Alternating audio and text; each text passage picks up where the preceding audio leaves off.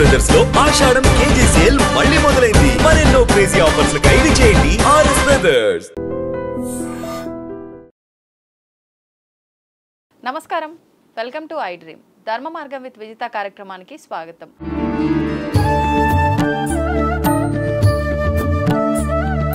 ప్రస్తుతం మనతో పాటు ఉన్నారు ప్రముఖ జ్యోతిష్యులు మారెళ్ల రవిశాస్త్రి గారు. ఇప్పుడు వారితో మాట్లాడదాం. నమస్కారం అండి. నమస్తే. శ్రావణ మాసం రాబోతుంది. అంటే శ్రావణ మాసంకి చాలా విశిష్టత కలిగి ఉంది. మాసం అంతా కూడా పూజలు, దేవతా ఆరాధనలో నిమగ్నమై ఉంటాము. అసలు ఏంటి విశిష్టత గురించి వివరించండి ప్రత్యేకంగా. ఓం శ్రీ గురుభ్యో నమః. అందరికీ శ్రావణ మాసం అనగానే అంతా కూడా చాలా కలర్ఫుల్గా ఉండేటటువంటి మాసం. ముఖ్యంగా స్త్రీలు శ్రావణ శుక్రవారాలు చాలా పవిత్రంగా చూసుకునేటటువంటి రోజులు ఉంటాయి. ఒక పక్కన చూసుకుంటే సోమవారాలు శివారాధనకి చాలా ప్రాముఖ్యంగా ఉంటుంది. సోమవారాల వ్రతమని, సోమవారాల అభిషేకాలని శ్రావణ మాసంలో ఎక్కువ శివారాధన చేసే వాళ్ళకి చాలా పవిత్రంగా చూస్తారు. అలాగే శుక్రవారం అమ్మవారికి చాలా విశిష్టంగా చూస్తూ ఉంటారు. లక్ష్మీదేవికి ఎంత విశిష్టంగా చూస్తారో తెలుసు. అలాగే ఇంకొక పక్క నుంచి చూస్తే వైష్ణవ సాంప్రదాయంలో కూడా అంతే విశిష్టంగా కూడా ఈ యొక్క శ్రావణ మాసాన్ని చూస్తారు. కాబట్టి అనేక కోణాల్లో శ్రావణ మాసానికి చాలా పవిత్రత ఉంది. అలాగే శ్రావణ మంగళవార వ్రతాలు అనేసి మంగళగౌరి వ్రతాలు చేస్తూ ఉంటారు. అలాగే మంగళగౌరి వ్రతాలు చేసేసి అందరికీ వాయినాలు ఇవ్వటం, ఇటువంటి సాంప్రదాయం ఒక పక్క ఉంది. అలాగే వరలక్ష్మి వ్రతం చేసుకోవడం చాలామందికి ఆనవాయితీ ఉంది. ఇలా అనేక కోణాల్లో అనేక సెలబ్రేషన్స్ రావటం అనేది జరుగుతూ ఉంటుంది. అలాగే కొత్త కోడళ్ళు అయితే ఆషాఢ మాసంలో వాళ్ళ పుట్టింటికి వెళ్ళేసి మళ్ళీ తిరిగి రావడాలు, వాళ్ళ చేత ఈ వ్రతాలు, ఈ నోములు చేయించడాలు ఒక ఉత్సాహకరమైనటువంటి పరిస్థితులు, ఉత్సాహకరమైనటువంటి ఇది ఉంటుంది. అది కాకుండా మనకు ఆషాఢ మాసంలో ఉత్తరాయణ పుణ్యకాలం నుంచి దక్షిణాయనంలోకి ప్రవేశించడం జరుగుతుంది. దక్షిణాయనంలో వచ్చే మొదటి మాసం కూడా కాబట్టి చాలా ఒక రకంగా ఇది ఉంటుంది. రెండో పరంగా చూసుకుంటే మనకి చాతుర్మాస దీక్షలు అనే ఆశ్రమ సాంప్రదాయంలో జరుగుతూ ఉంటుంది. చాతుర్మాస దీక్షలను ప్రతి స్వామీజీ ప్రతి ఆశ్రమంలో చేస్తూ ఉంటారు. 4 నెలలు చాతుర్మాస దీక్షా కార్యక్రమాలు ఉంటాయి. ఇది మనకి గురు పౌర్ణమి ముందర వచ్చే ఏకాదశి నుంచి, తొలి ఏకాదశి నుంచి ప్రారంభమవుతుంది. కాబట్టి చాతుర్మాస దీక్షల్లో ప్రతి గురువు వారి ఆశ్రమాల్లో ఉంటారు. కాబట్టి అక్కడ కూడా ఉత్సవాలు శ్రేష్టంగా జరగటం, ఉపన్యాసాలు జరగటం, సత్సంగాలు జరగటం అనేది శ్రావణ మాసంలో ఎక్కువగా జరుగుతూ ఉంటుంది. ఒక పక్క ఆధ్యాత్మికంగానూ చాలా విశేషమైనది. ఇంకోటి శైవ సాంప్రదాయంలో విశేషంగా చూస్తారు, వైష్ణవ సాంప్రదాయంలో విశేషంగా చూస్తారు, అమ్మవారిని శాక్తేయ సాంప్రదాయంలో చూస్తారు. అలాగే ప్రతి కుటుంబంలో ఉన్నటువంటి మహిళలు ప్రత్యేకంగా మంగళగౌరి వ్రతాలని, శ్రావణ వరలక్ష్మి వ్రతాలని, ఇన్ని కోణాల్లో మనకి ఈ సెలబ్రేషన్స్ అనేది ఉంటుంది. అది కాకుండా మనకి ఏంటంటే వర్షాకాలం అయిపోయిన తర్వాత మన చుట్టుపక్కల ఉన్నటువంటి వాతావరణం అంతా కూడా పచ్చగాను, అలాగే పైరు పంటల ప్రారంభానికి ఆరంభ మాసంగాను రైతులు చూస్తూ ఉంటారు. అందుకని రైతుల పరంగా చూసినప్పుడు ఇది చాలా చెరువులు నిండటం, వర్షాలు పడి పంటలకి సాగు ఇది రావటం అనేది జరుగుతూ ఉంటుంది. సో ఆ విధంగా చూసినా కానీ శ్రావణ మాసానికి విశిష్టత ఉంది.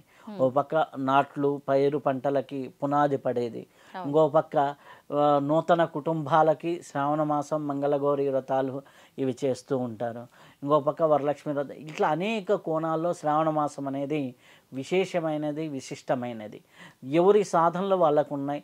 ఇప్పుడు శివుడిని అభిషేకించే వాళ్ళు హ్యాపీగా మనకి సోమవారాలు అభిషేకాలు చేయించుకుంటారు, బిల్వ పూజలు చేయించుకుంటారు, బిల్వ పత్రాలతో పూజ.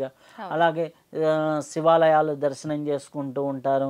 ఇంకా కార్తీక మాసం కంటే శ్రావణ మాసంలో వచ్చే సోమవారాలు చాలా పవిత్రమైనవి అనేసి ఎంతోమంది మహానుభావులు మనకు చెప్తూ ఉంటారు. అలాగే మనకు చూసుకున్నట్లయితే ఇంకా లక్ష్మీదేవి అమ్మవారి గుళ్ళకి ఇంకా మనం చెప్పనవసరం లేదు. ఈ శ్రావణ శుక్రవారాల్లో ఎంతో ఇదిగా ఉంటుంది, చాలా పవిత్రంగా కూడా చూస్తూ ఉంటారు. అలాగే మనకి సాంప్రదాయంలో ఆరాధనలు, అమ్మాయిలకి కొద్దిగా సాంప్రదాయపరమైనటువంటి విషయాల గురించి నేర్పేటటువంటి మాసం కింద కూడా మనం చూడవచ్చు. అంటే మన వస్త్రధారణలో ఉండటము, మనకి వీటి సాంప్రదాయాలు విలువలు నేర్పేవి ఇవన్నీ కూడా ఉంటాయి. అలాగే ముఖ్యంగా దీంట్లో వరలక్ష్మి వ్రతానికి చాలా విశేషమైనగా ఉంటుంది. 2వ శుక్రవారం మనకి శ్రావణ వరలక్ష్మి వ్రతంగా చేస్తూ ఉంటారు. అది కాకుండా మనకి దీంట్లో విశేషంగా వచ్చేది రాఖీ పౌర్ణమి. రాఖీ పౌర్ణమి అంటే మనకి అన్నా చెల్లెళ్ళ పండగ, హ్యాపీగా దాన్ని చాలా పవిత్రంగా చూస్తూ ఉంటారు. ప్రతి ఒక్కరికి రాఖీ కట్టేసి హ్యాపీగా ఒక సెలబ్రేషన్ అనేది జరుగుతూ ఉంటుంది. కాబట్టి ఇటుపక్క రాఖీ, ఇటుపక్క ఇన్ని రకాల కోణాల్లో ఈ శ్రావణ మాసం అనేది ఇన్ని పండగలు వస్తున్నాయి. అంటే శ్రావణ శుక్రవారం, రాఖీ పౌర్ణములు ఇవన్నీ రావటం వల్ల చాలా విశేషమైనదిగా మనం శ్రావణ మాసాన్ని చూస్తాం. ఒక రైతుల పరంగా మంచిది, ఒక సాధకుల పరంగా మంచిది, ఆశ్రమాల పరంగా మంచిది. ఒక టోటల్ మన సాంప్రదాయంలో ఒక శ్రావణ మాసం అనేది విశేషమైన మాసంగా మనం చెప్పుకోవడం అనేది జరుగుతూ ఉంది. ఇంకా శ్రావణ మాసంలో ఈ రాఖీ పౌర్ణమికి చాలా విశేషం ఉంది. చాలామంది మన వైపు అన్నా చెల్లెళ్ళు కట్టడం ఇది సాంప్రదాయం అయితే, నేను నీకు రక్ష, నువ్వు నాకు రక్ష అనేది.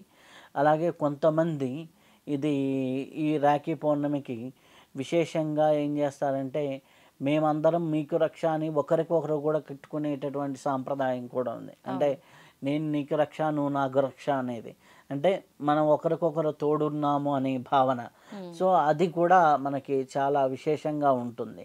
కాబట్టి ఇది ఒక్కొక్క ప్రాంతాన్ని బట్టి చిన్న చిన్న వేరియేషన్స్ ఉంటాయి. అలాగే కొంతమంది ఈ యొక్క శ్రావణ మాసంలో అంటే మన సైడ్ ఏంటంటే కార్తీక మాసంలో దీపావళి తర్వాత వచ్చేటటువంటి చవితిని నాగుల పంచమిగా చేస్తారు. కానీ కొంతమంది శ్రావణ మాసంలో వచ్చేటటువంటి నాగుల పంచమిని కూడా నాగులకు విశేషమైనటువంటి రోజులుగా చూడటం, నవనాగుల్ని ఆరాధన చేయటం, ఒక్కొక్క రోజు ఒక్కొక్క నాగులకి ఉపాసనా మార్గాల ద్వారా పూజ చేయటం, ఈ నాగులకి విశేషంగా కూడా చూస్తూ ఉంటారు.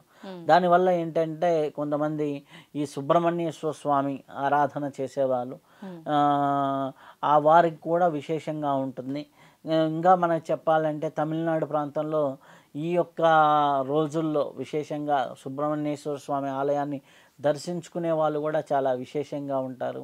అలాగే కొంతమంది నేను చూసింది ఏంటంటే ఈ యొక్క శ్రావణ మాసంలో ఈ యొక్క జంట సర్పాలకి అభిషేకాలు చేయడాలు, జంట సర్పాలకి పూజ చేయడాలు, కొంతమంది ప్రతిష్టలు చేయడాలు, ఇటువంటివన్నీ కూడా సర్పదోషం పోవడానికి చేస్తూ ఉంటారు. కాబట్టి అవి కూడా చాలా విశేషమైనవి. కాబట్టి ఇటువంటి అన్నీ కూడా శ్రావణ మాసంలో జరుగుతూ ఉంటాయి. కాబట్టి ఎటు చూసినా పండగ వాతావరణం, ఏదో ఒక వారంలో 2-3 రోజులు పండగ సెలబ్రేషన్స్ ఉంటాయి. కాబట్టి అందరికీ అది ఒక శ్రావణ మాసం అనేది ఒక ఉత్సాహంగాను, ఆనందదాయకంగాను, అద్భుతంగాను ఉంటుంది.